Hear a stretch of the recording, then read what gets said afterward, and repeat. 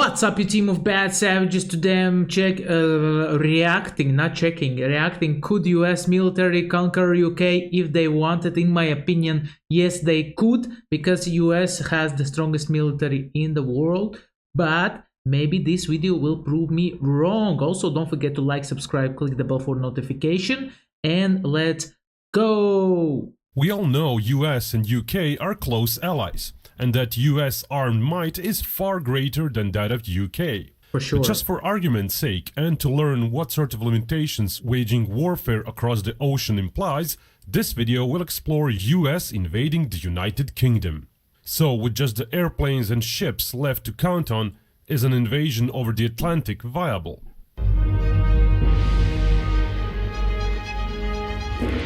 Добро пожаловать в штаб-квартире Бинков. One name your number of official craft attached today for a quick. And now, could US military successfully invade UK if it wanted to? Some rules will apply. US gets no overseas bases and all other countries are impassable. Distance from US to UK mainland is pretty big, especially when reaching London. Before trying to land any troops, the seas must first be clear of British ships, and Royal Air Force must be suppressed. US has a massive advantage when it comes to naval assets. Basically, all of its assets are made for oceans and could operate near UK if needed. While the Americans would need to sail to and from Britain, taking weeks away from their actual presence, US Navy could pretty much do whatever it pleases near the UK. It's interesting. I just cannot imagine this scenario happen. No way, Jose. To point out that most of US ships do not carry anti-ship missiles. US Navy prefers to use their carriers for such missions. British Royal Navy is to go down a similar route. Their Harpoon missiles are old and set to be retired soon. Not all ships have them. Only a minor part of the British fleet has modern air defense systems. Basically, the sea war would be fought above the sea and under it, but the British lacked anti-ship missiles for its aircraft. Furthermore, British Tornado aircraft ceased to train for the anti-ship missions almost 2 decades ago. Basically, if UK had to try and do air raids against US fleet, it would be down to 2 weapons: laser-guided bombs and short-range tactical missiles. Brimstone in particular might be the weapon of choice. While its warhead is tiny, Brimstone 2 has a decent range. Still, against dozens of potent destroyers designed to deal with many anti-ship missiles at once, it's unlikely UK could do much. British best bet would be their submarines. They're fairly modern. Theoretically, the British could use their ballistic missile subs as attack subs as well, and speed up the entry into service of another astute sub, while keeping one Trafalgar running a bit longer, rummaging for retired sailors to crew it. Still, the British would be far outnumbered. US submarine fleet dwarfs theirs. Given a bit less time on station and British home advantage when it comes to resupply, the balance of power may not be quite 6-1. Still, it's no question the British subs would get hunted down within months. Aerial anti-submarine platforms would also play a large role. And while the British could use all their assets, even just the deployable portion of US assets would be enough to force the British subs into hiding. I just like, but let's consider if the war would break out. For sure, France and European countries would join Britain and they would fight America. So basically, I would consider watching America against Europe. Probably I have even this kind of video on my channel, but I don't remember. Guys, if you know this kind of video, can America win war against Europe?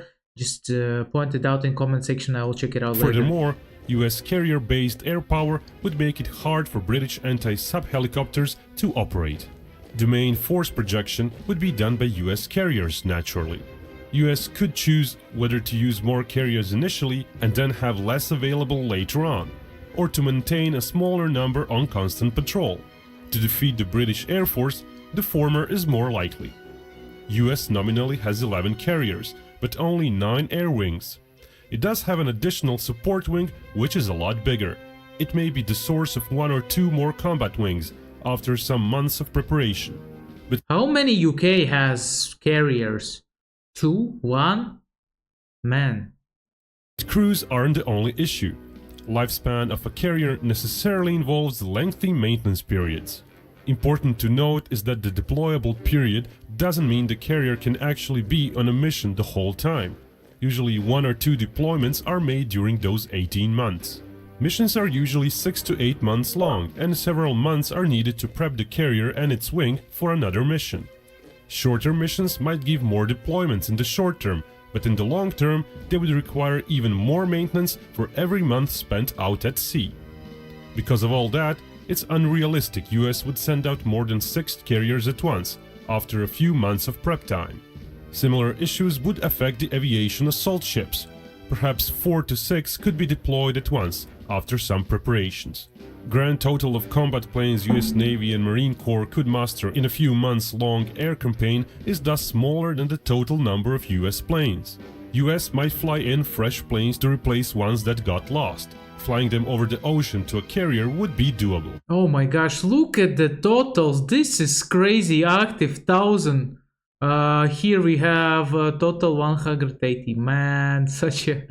Well, I mean, I love Britain. I love London, the capital of Great Britain. But sorry, London. Great Britain. You're going down in this scenario.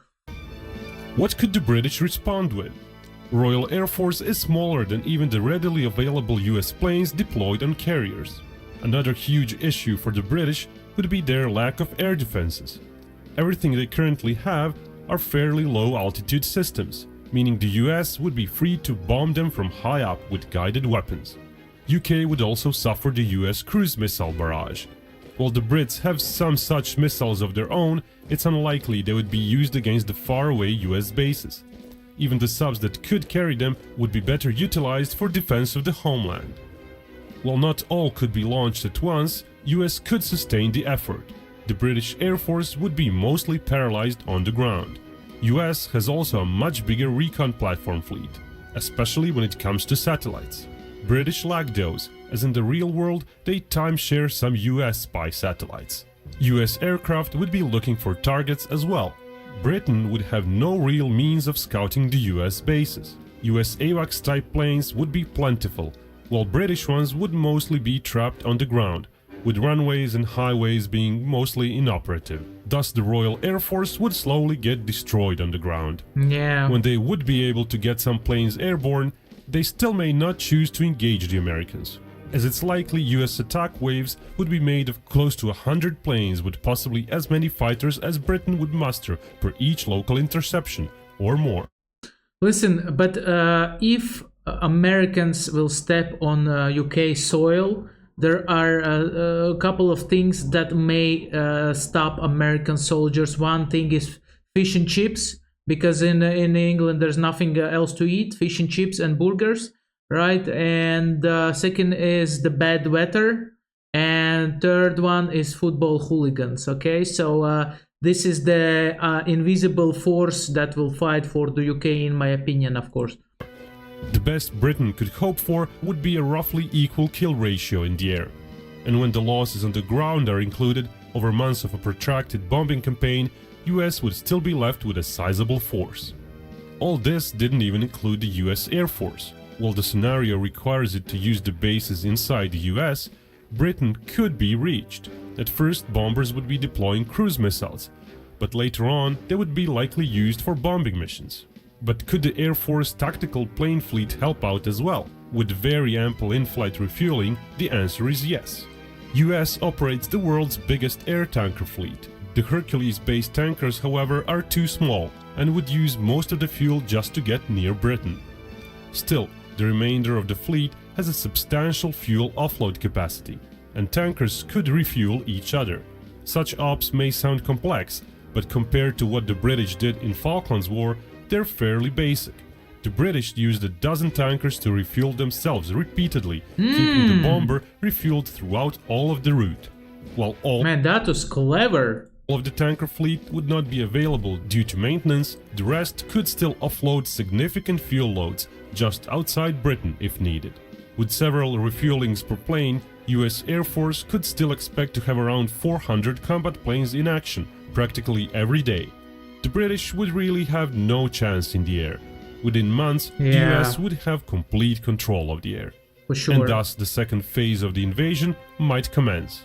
By that time, British ships would be mostly dead, even if they hugged the shores and just aided in the air defenses. British submarines might hold out a bit longer, if not being used to actively hunt down US ships. But Even if they will invade Britain, it's gonna be hard to control it. It's like 60 million people living there, around 60 million people. How are you gonna control it? How many soldiers you need to control this island? Literally, I mean, there's gonna be revolt on a revolt in non-stop. I'm telling you, British are not. Especially when it comes to Ireland, you know, this part of Ireland over here, they're not the most people who don't love revolts. They love revolts, okay? They are very aggressive when it comes to that, you know. even if British subs managed to kill 2 US vessels for each of their own, final result would be the end of the Royal Navy. So at around 6 months or so into the war, the landings would be mostly unopposed, except for the Royal Army defending the shores. 6 months would be enough for US to assemble pretty much all of their active and reserve assets. In addition to landing ships, US could count on numerous cargo assets of its Sea Lift Command and Reserve Fleet in case a port is secured. US Airborne could also help, with the numbers shown probably growing with newly trained paratroopers. Getting additional heavier equipment for them, however, would not be likely, given the time limit. US transport plane fleet is pretty big, and should be able to drop all the airborne troops within days. US I think Britain would do the mobilization straight away. They would mobilize everybody on the island, so they would have a lot more people to defend the island. could be looking at close to 30,000 troops during the first day, and close to 20,000 more the day after. Subsequent days would see fewer and fewer troops being added, and more supplies being brought in.